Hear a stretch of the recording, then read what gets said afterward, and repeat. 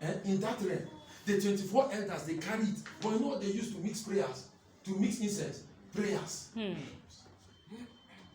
So if you say you don't pray, you're on your own. That's why, as long as men don't pray, man of God, as long as men don't pray, they are at the mercy of sensual knowledge, sensual wisdom. Sensual wisdom is the wisdom of your mind. That's why it's not profitable.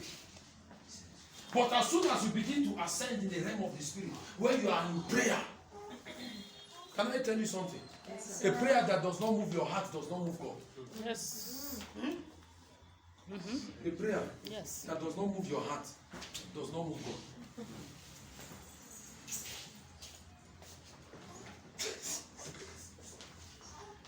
If your heart is not moved, because primarily God begins to change even your mindset in the place of prayer. So as you begin to pray, you find out that if it's a bad character, even the character begins to fall off from you. And that's the reason why we advise people to pray longer. Smith Wigglesworth said, I will start in the flesh and I will end in the spirit. Say if the spirit does not move me, I will move the spirit. Prayer is hard work. And then, in fact, I've started preaching because I want us to have just an extra time today to pray. You will enjoy it. Most of you. Okay, while I was praying for the service yesterday, I saw a man to resting, and it's a man of prayer. You will pray, you will not get tired. Amen.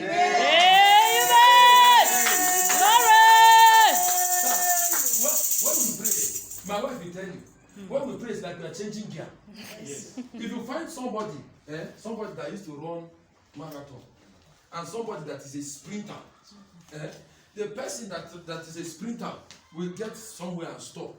But somebody that is a marathon runner, he will continue because he has learned endurance. You learn endurance in the place of prayer. Something happened to me one time. Okay, I was attacked and I knew it was an attack. So I told my wife, I said, baby, pray for me. Because all of a sudden, sir, I will pray, I'll get to 1 hour. As soon as I get to 1 hour, I'll start feeling sleepy. If I'm not careful, I will sleep in the place of prayer. I told her, I said, Madam, I need help. I told her, I said, I need help, pray for me. So yesterday she was reminding me. If taking you people deeper in the place of prayer is the only thing I've achieved, I'm okay. Because you see, the thing about prayer, the Bible said, no man knoweth the things that are. Meanwhile, the Bible said, nobody knows the things that are in the heart of a man, except the spirit of the man. Are you listening? He said, no one also knows the things that are in the heart of God, except the spirit of God. For the spirit searches the deep things, yet the deep things of God. But how do you get to the spirit? It's in the place of prayer. You see why prayer is necessary? When we gather like this, and you find, and it's time to pray, I beg you, don't sit down. Because there's a corporate grace for prayer. All you just do is you just carry your charger and just connect into the atmosphere. And then collect what you need to collect in the atmosphere. Because God releases things to people in atmospheres. Connect. I remember I needed to see, there's a man of God I needed to see. I knew there is somebody I need to see. But then, having a physical atmosphere to get to that man was a problem. So I decided to mine in the spirit. I dug in that realm. I dug. Let me share something. Last night I was praying. So in the course of the prayer, I started asking God some things. Why is this like this, like this?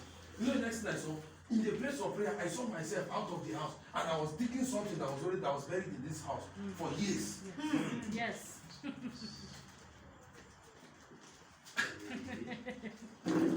So, as most of you here, the houses you live, you don't even know who the owner of the land is. You think it's a physical owner that owns it.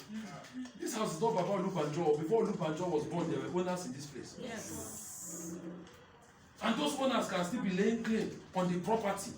And as long as you don't separate yourself from whoever it is that owns the property, automatically the things that happen to people within that genealogy and that lineage will happen to you.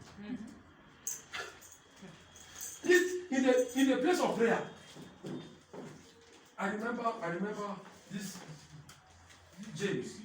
You know, it got to a point James became the bishop of the Jerusalem church. It was said about James that while James prayed, the place where James knelt down would crack. Love prayer. You must you must love it. Let me tell you what we do in that. What we do. Let me tell you what we do. When you find yourself in there, you literally become a miner. You begin to mine for mantles and mine for things that you need. It's not everything that we need on earth that is a human being that is going to put in your hand. There are things you need on earth. Let me just say this. If your friends in the natural are more than your friends in the spirit, forget about destiny. It's in that place, you begin to pray. Just imagine you are facing some challenges, and then all of a sudden, David appears to you in the place of prayer and is strengthening you and telling you there is a place called the cave of Adullam in the realm of the spirit. And he draws you into that place, and you find out that the same things that David had received from God in the cave of Adullam, you have received it. You just come out of prayer and you're just looking at everybody.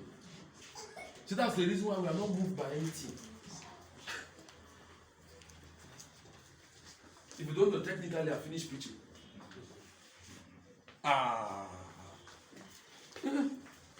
In the place of prayer, you find yourself digging things. As I opened my eyes, in fact, Mr. Washer called me. I didn't know that my phone was on. Then he called, and as he called early in the morning, my eyes just opened. I was already somewhere. Prayer. In the times to come, prayer will be the only thing that is going to sustain men. Yes, sir. The only thing. But you see, it does not just stop at you praying. There is a feedback mechanism. But the feedback mechanism comes when you wait. So it's a day that wait on the Lord shall renew their strength. They will mount up with wings as eagles. That's when their wings will come. Are we together? Yes.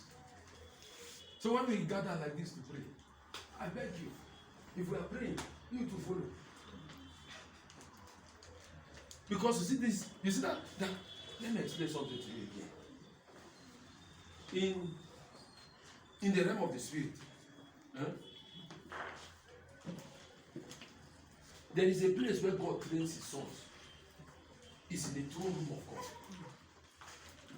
Inside that place is also the place where kings sit down to make decree. So there are prayers that by the time that when you pray, if you are not praying from that realm, forget about it. It's only prayer from that realm that can bend even the will of men. Bend people's will. The Bible said the heart of the king is in the hand of God. It's God that pushes it. But he pushes it at an instruction. The instruction is coming from where? From the throne room. Where you have journeyed and gotten to. And then in that place, you are now commanding kings. You king, your duty to me is to do this, is to do this, is to do this, is to do this. And then you find out that every the things you see as problems, they are sorted out. This thing is simple. It's simple. Sometimes you start it as, let me explain something again. Sometimes when you start it in the flesh. But see, you will end in the spirit. That's the technology of prayer. I remember reading about Charles Spurgeon. Some people traveled from one country to go and see Charles Spurgeon. So as they got to the place, Charles Spurgeon, they was one that opened the church. So he asked them, they asked him, they say, is this the church of Charles Spurgeon? He said, yes, it's the church. So they came and then they sat down. They were waiting for the time for service. So he told them, he said, this is the part that you can see. Let me show you the most important part of the church. So he took them to the basement, like under the church. Took them there. 700 people were praying. I said to myself, no wonder No wonder those men could see lumps dry and disappear instantly. Your hunger, you see, prayer is an expression of your hunger.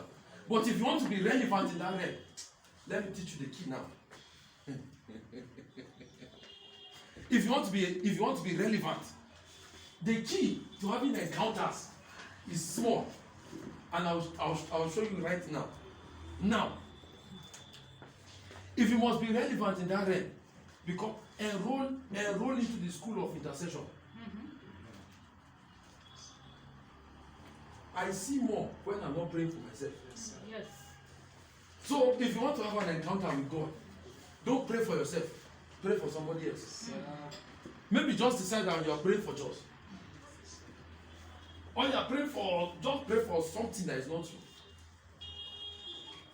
Because God has a special love for an intercessor. Yes, Intercession is what Moses thrived on. Yes. And I must tell you, for God to have called Moses his friend, is a basic relationship. That pattern of relationship is basic. If I say basic now, it's like a child in kindergarten. So that for God to capture the heart of Moses, okay, imagine whenever you go to RJ school, his teachers don't just come as per you do this. No, they will play with the child. You understand? After playing with the child, they will come down to the child's level. By the time because that's the only time they can get the trust of the child. That's what God meant when he called Moses his friend. So how did he start? The bush was burning. And the bush was not burnt. You want to see in the spirit? Be an intercessor.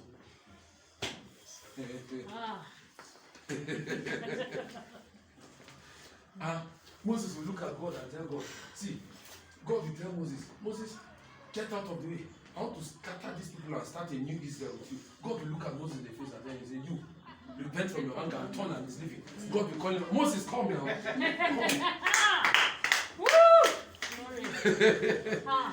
You will start praying, Lord. You start praying. It will be so heavy on you. God will call him back and say, come. I remember being caught up in Zion one time. Then I saw an Indian man. This Indian had gone long ago. He used to lock himself and pray for days for revival in India. So when God decided to answer his prayer, I was there when God answered his prayer. So I saw God put his hand like this and something like a cutting. And then he called the man by his name. I called him. And then he took me from that place to the room where he keeps his bottles. You see that in Psalms 56 verse 6. Say, my tears, do you have them in your book? Are they not in your bottles? So I saw on the bottle the man's name was written. So any tears you shed in the presence of God, it's not. No, you see your tears. Your tears is not made up of 70 or 90% emotion and 10% water. No. I told my wife when we were on our way out yesterday, I said, if you have not gotten to the point where you pray, you shout, you laugh, you cry, you are still joking. Yes, You are still joking. yes, These days I notice that in those days I will pray for hours before I get to the point where my spirit begins to grow. 1 hour I can just carry on with growing like that until the next 13 hours.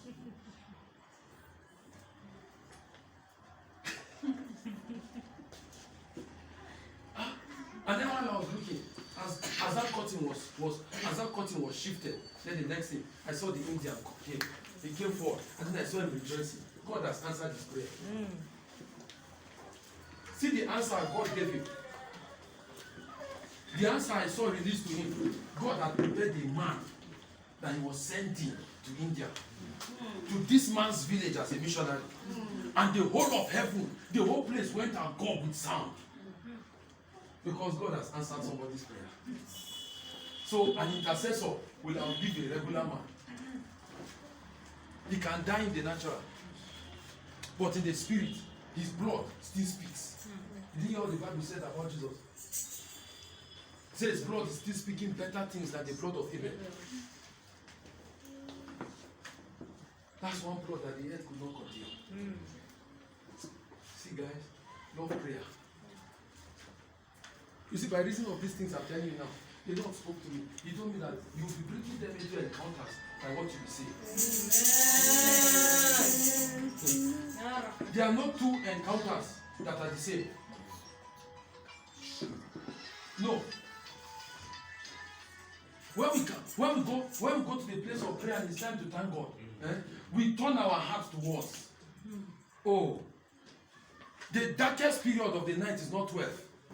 It's at twilight, where you see light ordering darkness to come, and they begin to exchange bullets. And then from the horizon, you just see light just struggling to burst forth out of darkness. I went to my wife's village one time. The darkness in that place.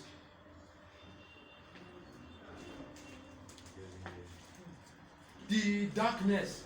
I've never experienced that. And it's not demon. I mean physical, like.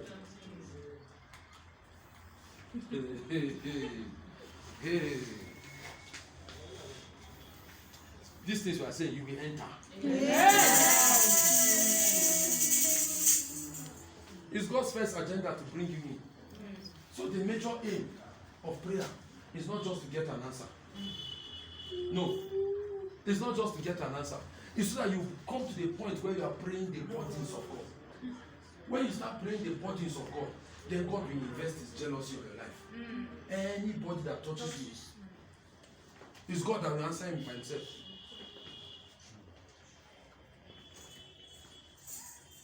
Yes, God will answer that man by himself. The dynamics. You see, check the prayer points that you have written this year. The prayer points that most people have written this year. All the prayer points have to do with me. I pray for my family. Me. Oh God, remember me. Me. People are after themselves now more than anything.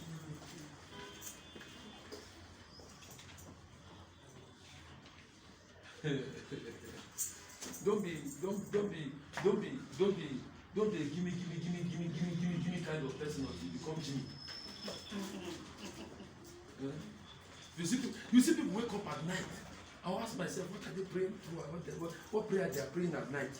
At that kind of time. All this, oh God, remember my brother. Remember me. No. When I pray and it's time for my need to come, the Spirit brings it. It's the Holy Spirit that will bring my need. And if it brings my need, I know that in the next 3-4 days, 5 days, that need is met.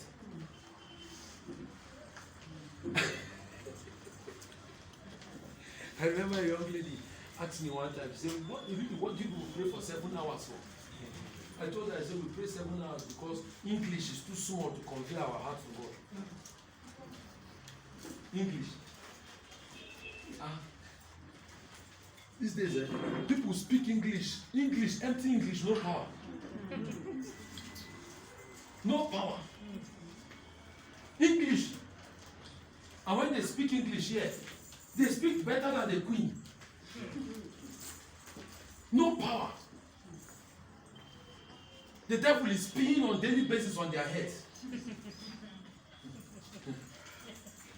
I remember a case I handled one time. If I told you what I saw that day, I saw the young man was being accused of witchcraft.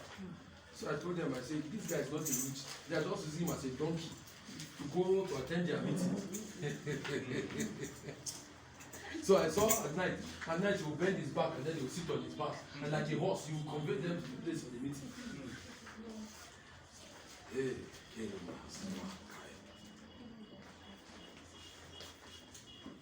So get serious with God. Let me explain something to you. You see this period of November? Yes, sir. This is the time that people register their presence for next year. Yes, sir. Very true. associate with. That's one of the reasons why November always is one of the intense months of the year. Because it's time now for men to begin to register their presence in for the next year. And it's from this season that they're able to travel. Say for as soon as Zion travel, she brought forth. So are you ready to pray now? Yes. Okay, can we be on our feet? You know now there's no prayer point here. Anything.